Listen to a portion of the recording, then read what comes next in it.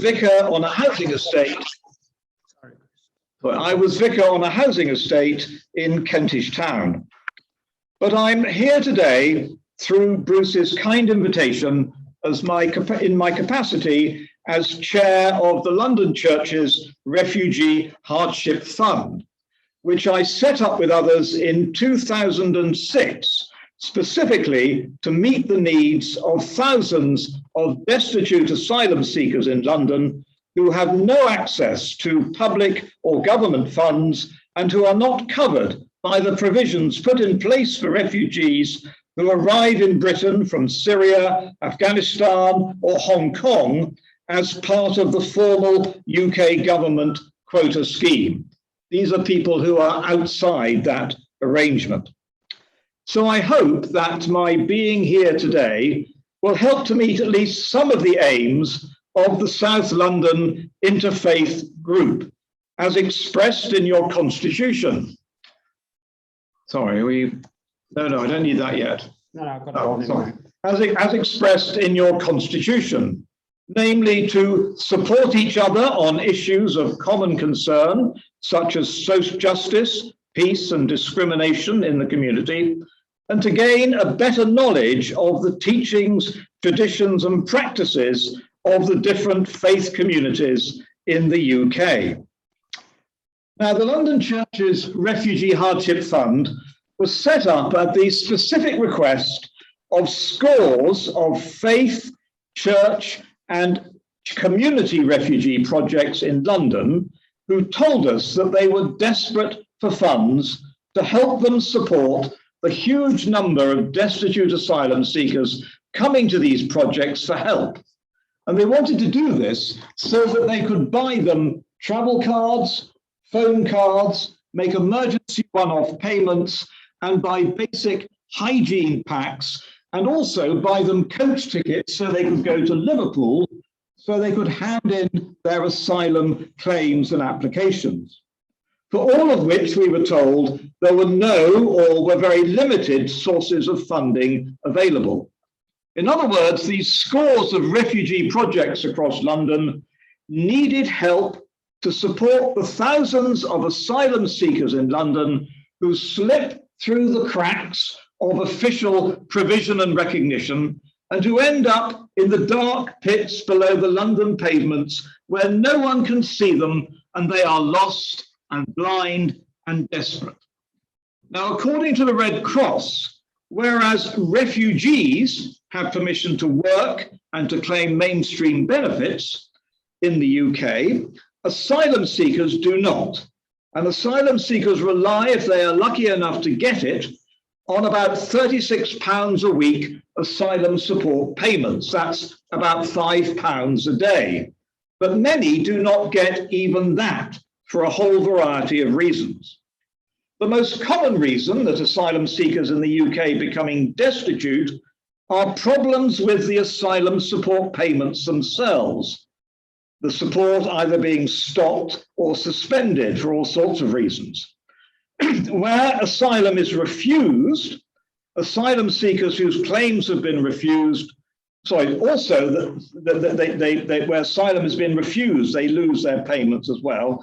Asylum seekers whose claims have been refused include people who are legally appealing a decision to refuse them refugee status, people, and are therefore in limbo, people who are unable to leave the UK through no fault of their own, for example, people who are stateless or who do not have identification papers to prove their nationality, so they can't be moved on, people who come from a country which it is recognized as being too dangerous to deport them back to.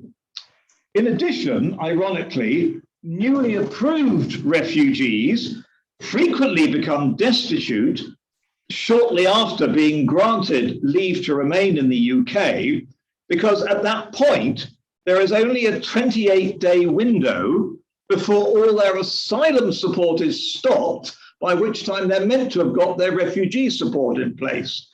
But actually, this is far too little time to get established in the new refugee system with all its hoops and barriers, getting housing benefit, getting a national insurance number, getting pension credits and all the rest, finding accommodation. And time and again, the Refugee Hardship Fund is supporting projects who are helping people in this Kafkaesque nightmare. In addition, there are hundreds, maybe thousands, who, having made their way here via people smugglers, in boats, containers, car boots, on foot, trekking across deserts, fleeing violence, war, poverty, torture, or rape, are simply too scared of the UK system because they don't trust governments, and too traumatized to dare to approach the authorities. Many of them are sofa surfing or sleeping in garages and so on. It also includes overstayers who are too terrified to go home. A Red Cross survey found that amongst destitute asylum seekers, 2/3 experienced repeated hunger, over 60% had no fixed accommodation, and over half reported worsening health. In 2017, the top 5 nationalities of destitute asylum seekers seen by the UK Red Cross alone were Iran, about 1,500, Eritrea, about 1,300, Nigeria, about 1,200, Sudan, about 1,200, Syria, about 1,000. That's just seen by the Red Cross alone. Most of those whom the Red Cross saw were in London, about 2,000 of them. And that's just the Red Cross. There are hundreds of other refugee projects in London also helping thousands of other destitute asylum seekers. Over the past years, the London Church's Refugee Hardship Fund has awarded 460 twice-yearly grants of up to £900 to over 80 different refugee projects, many of whom come to us again and again. At our November grants round, we will have over £20,000 to distribute, and we expect in excess of 25 church, faith, and community refugee projects to apply for us to a grant to support destitute asylum seekers in the way I've explained, so they can buy phone cards, travel cards, make emergency payments, buy health packs, etc.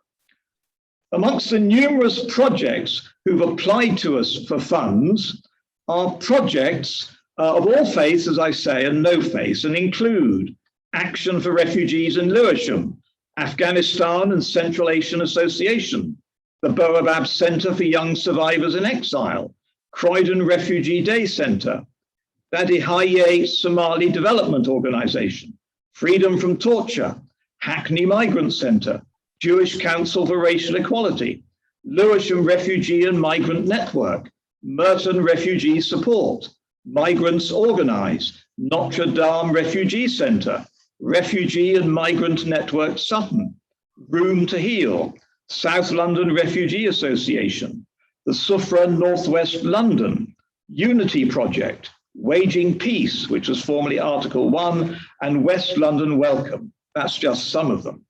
I went down alphabetically.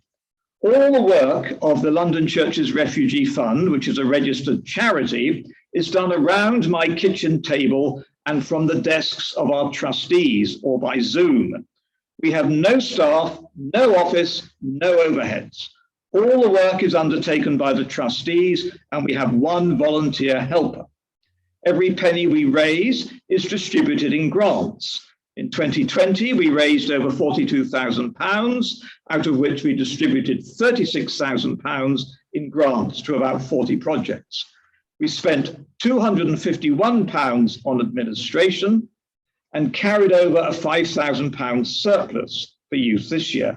This year, we will distribute over £40,000 in grants.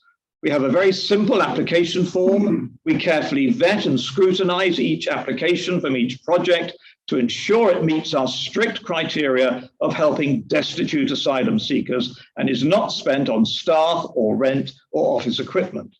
We require the projects to submit a simple monitoring form indicating the money's been spent in accordance with our criteria and giving us a short case study of how our grant has helped one of their clients, obviously anonymous. And the projects, over 80 of them across London, come to us again and again for more grants each year, twice a year. So sisters and brothers, if you feel moved to help, please will you take the flyer that I'm going to give you home with you. We are especially looking to build up our base of foundation donors willing to give at least £10 a month regularly.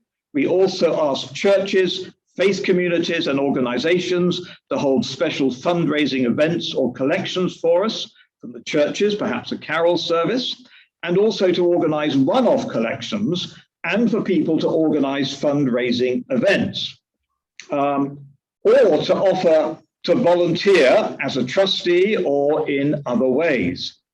Our attractive annual report, it's in color, you can get it in color on the website, together with a number of case studies from projects about how our funding has helped individuals and telling their anonymous stories are all available on our website, where you can also arrange to get your monthly one-off donation. You can also buy our very attractive Christmas cards, which have been given to us freely by the artist. Wonderful picture here of the three kings, of the shepherds, and another lovely one of the three kings. They're available to purchase on our website. I can show you those afterwards. All our trustees are practicing Christians because we are London churches. They come from a variety of denominations, but to repeat, we support all faiths and none. We begin and end every trustee meeting with prayer. We produce Lent resources and other worship materials available on our website for everyone to use. But as I say, we give grants to all faiths and none.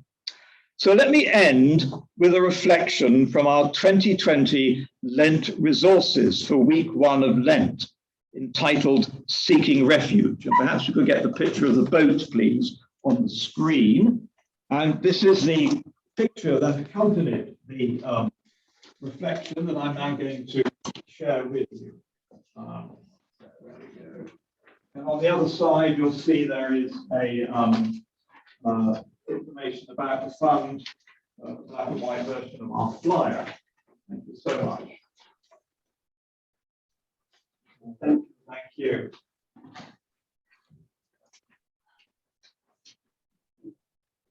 This is. Thank you. Thank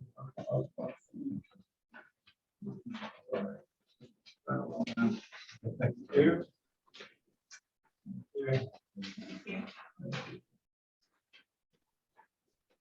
So this was from our Lent resources, which is the build-up, as you know, to Easter.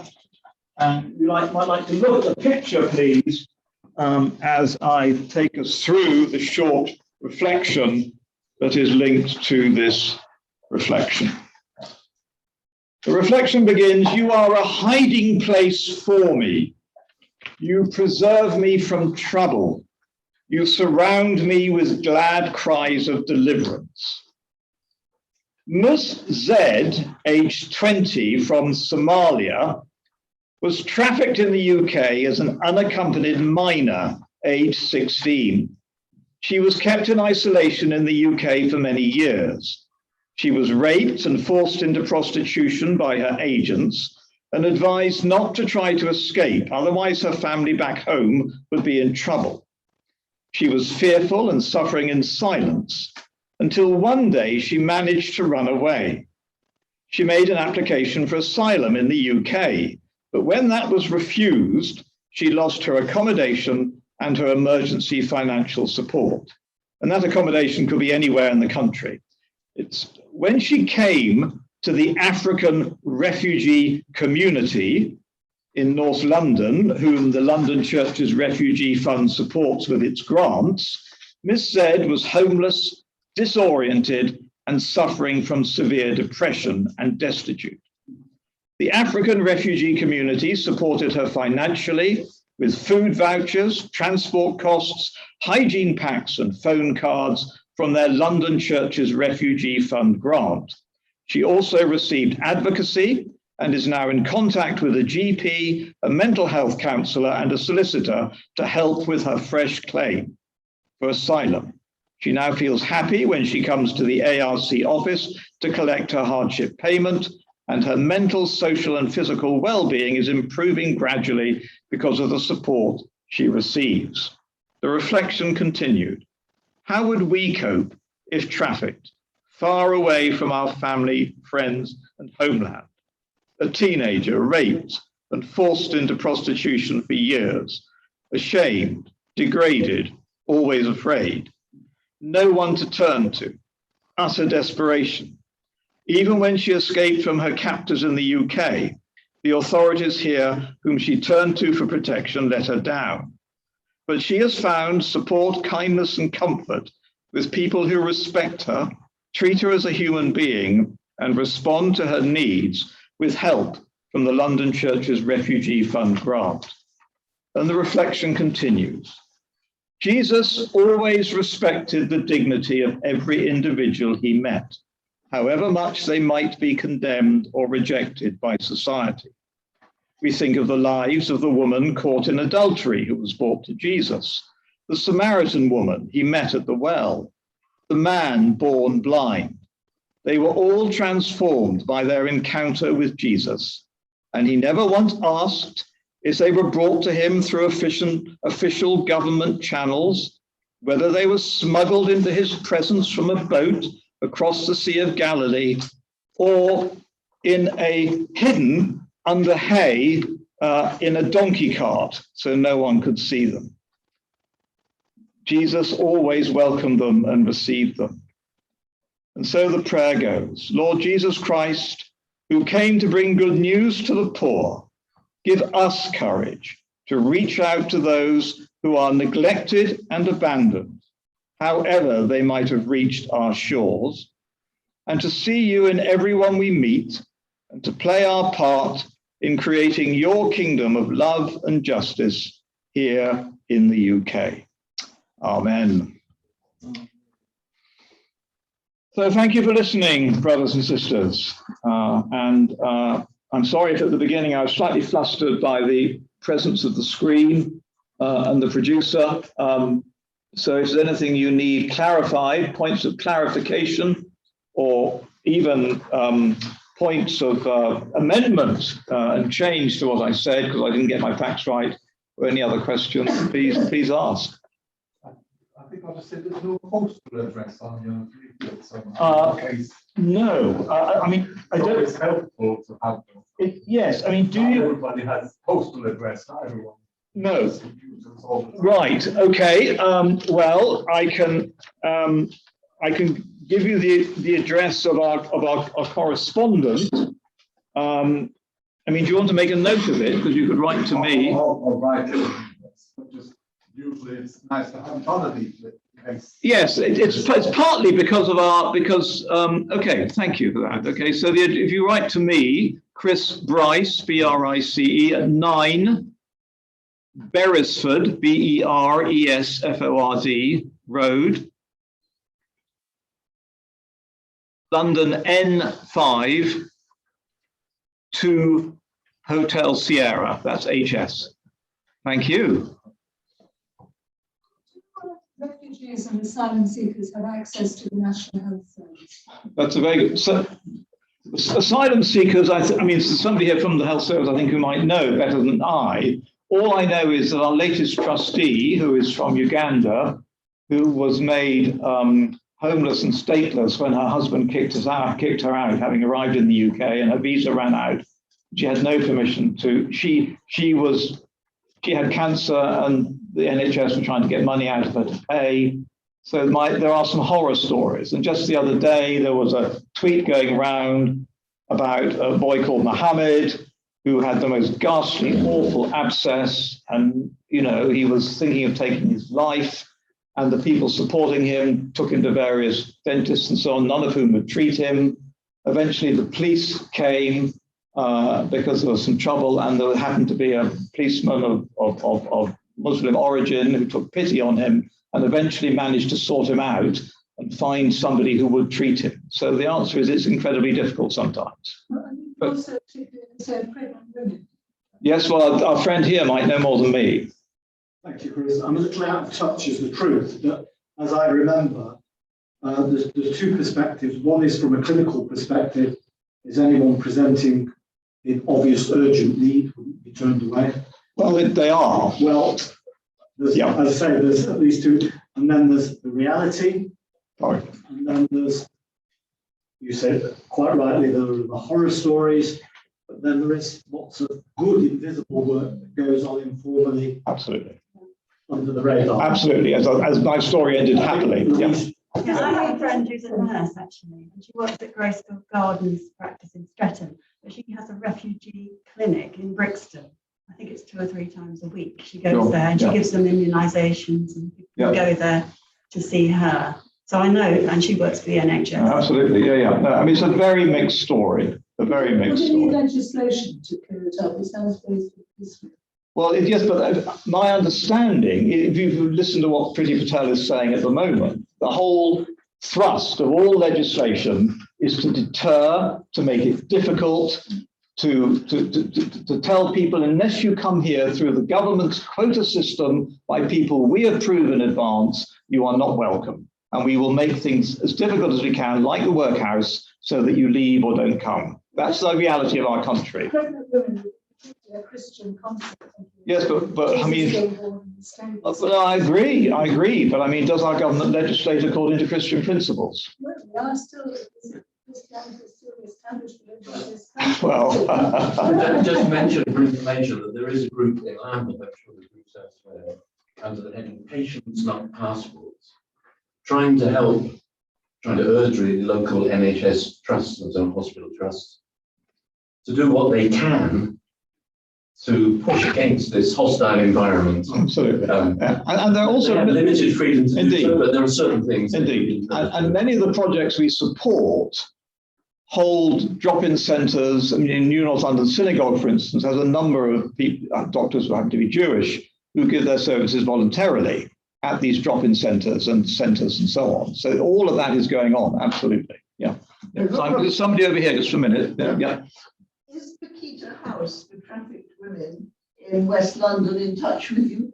I don't think they're on our list at the moment, but they'd be very welcome to apply. The key thing is, when you apply for a grant to us, you have to specify that it will be used and ring-fenced for destitute asylum seekers, and you have to demonstrate afterwards or promise that you will spend that money in that way. And if they've got a budget heading for called a hardship fund, that makes it easier. Yeah. One of the central problems with the system, I mean, if you look at the asylum legislation, it looks reasonable at the sort of, when you look at it, you apply for asylum, there's a certain definition of why you should get it, there's a judicial procedure, but the reality is that if you say, unless you come through the quota system, you can't start on the process. And isn't the problem that because there's so many refugees coming and they eventually land often in poor countries like Greece and other places, that the argument is that it's Greece's problem to sort this out, because we've already taken our quota, and doesn't this whole problem need looking at internationally? I agree. I mean, basically, I agree entirely, and we do undertake advocacy, and we do join with other groups in advocating for these sorts of things. But the basis of the fund's work is that somebody has arrived here by whatever means, and they are destitute, and they have been fleeing the situations we all know about, then they need help, and that's what we're trying to provide. Yeah. And we're providing support that the scores of refugee projects in London specifically asked for, because part of the hostile environment, there is not provision for destitute asylum seekers. Yeah. Thank you very much, Chris. Thank you. Well, if you could kindly take the news back home about us, if you could consider yourselves becoming a £10 a month donor, or you could encourage your church or your centre to hold a carol service or a collection or something in our support that, or I'm very willing to come and speak.